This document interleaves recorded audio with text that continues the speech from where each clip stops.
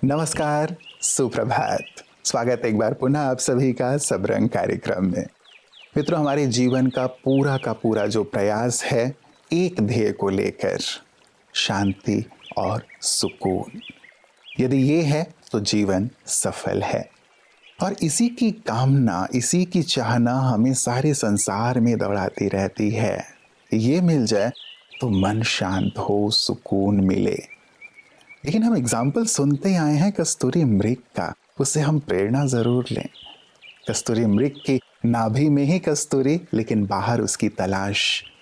क्या शांति और सुकून को हमने अपने अंदर ढूंढने की कोशिश की है? आज इसी बात से प्रेरित होकर आज का सुवाक्य लिया गया है। आइए सुनते हैं।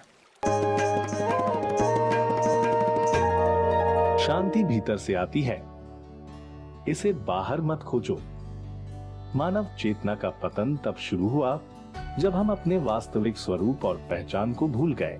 और जब मैं भूल गया कि मैं शरीर में रहने वाली एक शांतिपूर्ण आत्मा हूँ, तो मैंने बाहर शांति की तलाश शुरू कर दी।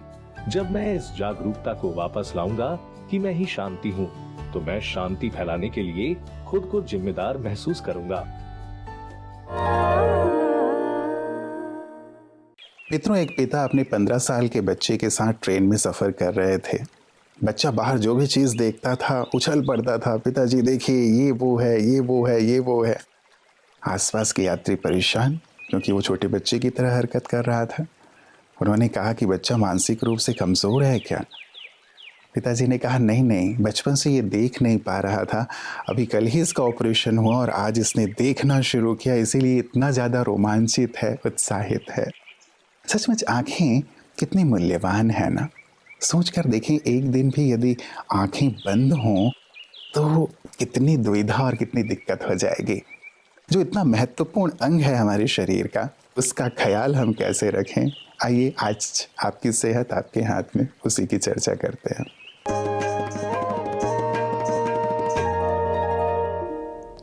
ओम शांति। Good morning friends. कहते हैं आंखें हैं तो जहान है, नूर है तो जहान है। अगर हमारी आंखें ना ठीक हों तो हम जहान हमारे लिए हम देख ही नहीं सकते, तो हमारे लिए जहान है ही नहीं। तो दोस्तों, जो हमारी आंखें हैं वो बहुत ही इम्पॉर्टेंट हैं। और इसके अंदर जैसे आज देखते हैं हम सबको चश्मा लग रहा है ना। बच्चों को भी 10 साल की उम्र में चश्मा लग जाता है, दूर की नज़र कमज़ोर हो जाती है। फिर बड़े होते हैं जैसे 40-45 साल की, तो नज़दीक की नज़र भी कमज़ोर हो जाती है। मेरे साथ भी ऐसा हुआ। 16 साल की उम्र चश्मा लगा और फिर 45 साल में मुझे नज़दीक का चश्मा आ गया। 3.25 राइट आँख में था माइनस, और इधर राइट में लेफ्ट में 3 था, और नज़दीक का भी 1.25 था। तो जैसे जब मैंने राजयोग मेडिटेशन का सीखा मैंने और उसको प्रयोग करना शुरू किया, और पिछले 2 साल में मैंने मतलब जब मैं समझता हूँ 57 के एज में मुझे रियलाइज़ हुआ, तो जिससे मैंने देखा कि मेरी विजन इंप्रूव होने लगी। दूसरी बात जो मैंने की वो अपने आँखों को बार बार धोना। लगभग हर घंटे में एक बार आँखों को धो लेता था पानी से, और चाहे ठंडी के मौसम में तो निवाए पानी से, और अदरवाइज सर्दी में तो नॉर्मल पानी से, हाँ गर्मी में मतलब नॉर्मल पानी से धो लेना बार बार। और तीसरी बात है, जो कंप्यूटर को हम बार बार देखते हैं, मोबाइल में हम बार बार देखते हैं, लगातार विजन उसमें यूज़ करते हैं, उसको भी थोड़ा अवॉइड करना चाहिए। तो मैंने देखा, मैंने इसका मोबाइल का यूज़ कम शुरू कर दिया, कंप्यूटर्स का प्रोग्राम यूज़ कम करना शुरू किया। और फिर उसके बाद जो मैंने देखा कि चौथी बात है, मैंने न्यूट्रिशन पे स्पेशल थोड़ा ध्यान दिया। विटामिन ए जैसे विटामिन ए वाले फूड, जैसे आपने जो गाजर है, टमाटर है, सर्दियों में जैसे मौसम में, और थोड़े से ऑयल्स उस तरह के जो है जिसमें विटामिन ए ज़्यादा मात्रा में होता है। इवन आप टैबलेट्स भी यूज़ कर सकते समटाइम्स। तो विटामिन ए की रेगुलर इनटेक रहे, क्योंकि विटामिन ए जो है फैट सॉल्युबल है, दूध में होता है, फैट्स में होता है, और कुछ वेजिटेबल्स में भी होता है, जैसे गाजर है। तो मैं चाहता हूँ आप भी अपनी आँखों को सुरक्षित रखें, अपने आँखों का स्वास्थ्य अच्छा रखें, और बिना चश्मे की लाइफ व्यतीत करें। ओम शांति। देखते तो हम सभी हैं, लेकिन गुणों को देखें, ये भी एक सुंदर सी बात आज हमने सीखी।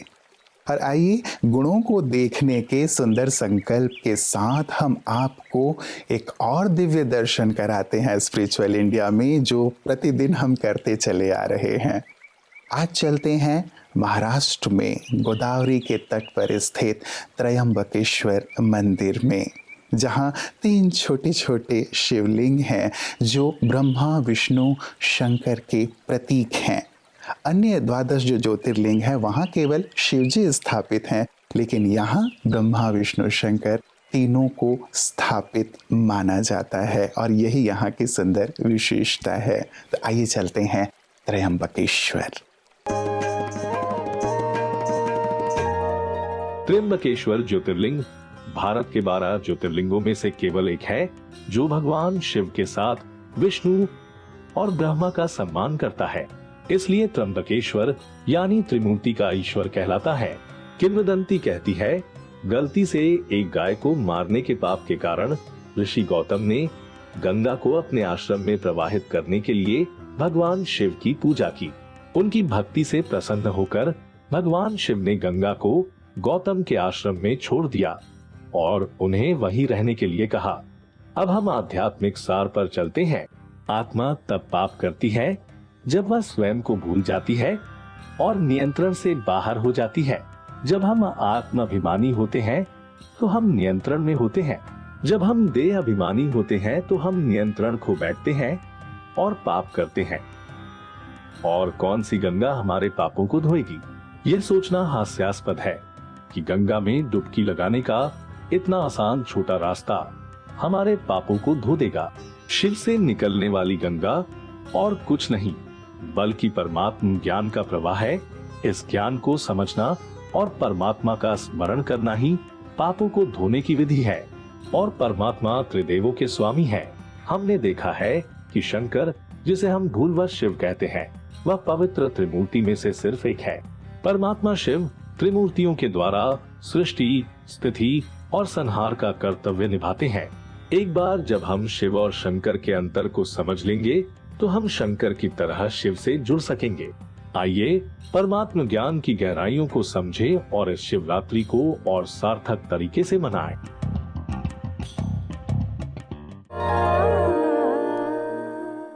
परमात्मा शिव, जिन्हें हम सर्वज्ञ कहते हैं, सर्वशक्तिवान कहते हैं, सर्व का पिता कहते हैं, पालनहार तारणहार कहते हैं, जिनकी महिमा करते मन अघाता नहीं, वेद शास्त्र पुराण जिनकी महिमा से भरे हुए हैं, निश्चित रूप से कभी ना कभी वो इस धरा पर आकर ऐसा दिव्य कर्तव्य करके जाते हैं। क्योंकि जब कर्तव्य होता है तभी गायन होता है। तो उन्होंने क्या किया और किस माध्यम से किया, आज इसी का सुंदर रहस्योद्घाटन शिव संदेश में आदरणीय सूर्य भाई जी कर रहे हैं। महाशिवरात्रि का पर्व सभी मनुष्य मात्र के लिए बहुत कल्याणकारी है। शिव जो निराकार हैं, स्वयं आकर मनुष्य को, आत्माओं को दुखों से छुड़ाते हैं, काल के पंजे से छुड़ाते हैं। इसलिए उनको महाकाल, महाकालेश्वर भी कहा जाता है। लेकिन वे निराकार हैं। ब्रह्मा विष्णु शंकर के भी रचने वाले हैं। ध्यान दें, शंकर महादेव के भी रचयिता हैं, निराकार परमात्मा, तीनों देवों के रचने वाले हैं। तो महादेव जी और शिव दोनों अलग अलग हो गए, एक रचने वाला, दूसरा उसकी रचना। तभी तो महादेव जी को तपस्या में दिखाया गया है। परमात्मा तो संपूर्ण है, उसको तपस्या की जरूरत नहीं होती। उससे सब योग युक्त होकर श्रेष्ठ बनते हैं, पावन बनते हैं। अब उनको आना है विश्व कल्याण के लिए, युग परिवर्तन के लिए। तो कैसे आए? उसके मंदिरों में भी नंदीगण दिखाते हैं। और आप सब जानते हैं, मंदिरों में जाने से पुजारी कहेंगे जो भी तुम्हें शिव को कहना हो वो नंदीगण के कान में कह दो, शिव तक पहुंच जाएगा। यह नंदीगण कोई बैल नहीं, ये है प्रजापिता ब्रह्मा की यादगार में बैल बनाया जाता है। परमात्मा उनके तन में अवतरित होते हैं। देखिए, जैसे आत्मा को बोलने के लिए, कर्म करने के लिए मनुष्य शरीर चाहिए ना हमें। मनुष्यों को ज्ञान देने के लिए परमात्मा को भी मनुष्य शरीर में ही आना होता है। परमात्मा का सुंदर कर्तव्य हमने जाना, प्रेम के, दया के, करुणा के सागर। और जब पिता ऐसे हैं तो ज़रूर अपनी संतानों अर्थात हम सबसे भी यही कामना करेंगे कि हम घृणा, ईर्ष्या, नफरत से मुक्त होकर प्रेम, दया और करुणा से भरपूर हो जाएं।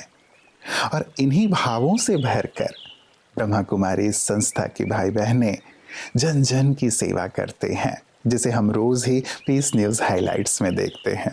आइए आज भी देखते हैं। स्वच्छ भारत अभियान के तहत सेक्टर 17 प्लाजा में ब्रह्मा कुमारी संस्था और चंडीगढ़ नगर निगम की ओर से एक कार्यक्रम का आयोजन किया गया। कार्यक्रम की शुरुआत में सेक्टर 17 के प्लाजा में करीब 500 ब्रह्मा कुमारी भाई बहनों ने श्वेत वस्त्रों में शांति यात्रा निकाली। शांति यात्रा के बाद कुमार अर्जुन ने बहुत ही मधुर स्वर में स्वच्छता एंथम गाया। सूरज निकला, एक नया नया सा सवेरा। कमिश्नर अनिंदिता मित्रा जी ने अपने संबोधन में अपने अंदर की सफाई के साथ साथ अपने आसपास की सफाई पर ध्यान देने की बात कही। अंदर से अगर हम स्वच्छ बनते हैं, बिल्कुल हमें सबको बनने की बहुत ज़रूरत है, तो हमें साथ में ये भी ज़रूरी है कि हम अपने आसपास को कैसे स्वच्छ रखते हैं। बाहरी स्वच्छता जो है उसके बारे में भी एक चर्चा जो है वो शुरू करें। उत्तरा दीदी ने बाहरी और आंतरिक सफाई को एक दूसरे का पूरक बताया। उन्होंने कहा कि शुरुआत खुद से ही करनी पड़ेगी। स्वच्छता की शुरुआत व्यक्ति के मन से है। मन स्वच्छ होगा तो तन स्वच्छ रहेगा, तन स्वच्छ होगा तो जन स्वच्छ होगा, जन स्वच्छ बनेगा तो पूरा शहर, गांव, नगर, देश, विश्व स्वच्छ बन जाएगा। काउंसलर श्री सौरभ जोशी ने ब्रह्मा कुमारी संस्था का तहे दिल से उनकी तन, मन और जन सेवाओं के लिए शुक्रिया किया। और ये अध्यात्म के रूप से जिस प्रकार आप स्वच्छता ब्रह्म कुमारी मिशन के थ्रू कर रहे हैं, मैं आप सब लोगों को साधुवाद देता हूँ।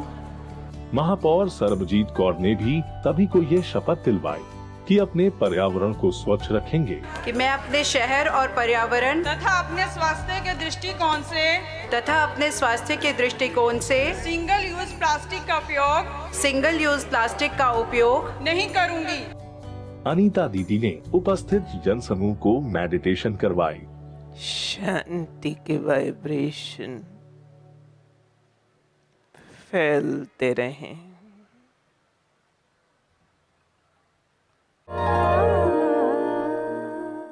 तो शांति, दया, करुणा से भरपूर रहने का संकल्प लेकर अपने जीवन में आगे बढ़ें।